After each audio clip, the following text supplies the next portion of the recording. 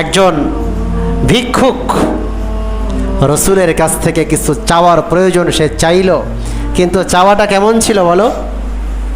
রসুলের সামনে গিয়ে রসুল্লাহ সাল্লাল্লাহু আলাইহি সাল্লাম যে চাদর পরনে ছিল রসুলের, ইয়ামান থেকে যে চাদরটা হাদিয়া এসেছিল, চাদরের পাড় ছিল, জামার পাড় থাকে না, রুমালের পাড় থাকে, চাদরের পাড় ছিল, এবং ওই পাড়ের সুতাগুলো সম্ভবত খসখসে ছিল।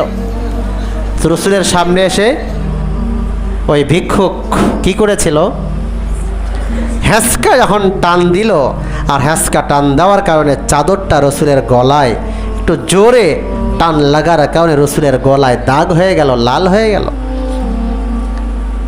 হযরতে আনাস হতভম্ব যে এই লোক রসুলের কাছে চাইতেছে, ফকির, একজন ভিক্ষুক, একজন পথিক, তো সে চাইতেছে হ্যাঁচকা টান দিয়ে রসুলকে কষ্ট দিয়ে। হযরতে আনাস বলেন, নবীজি তার দিকে তাকালেন, মুস্কি হাসলেন এবং যা ছিল সেখান থেকে কিছু দিলেন।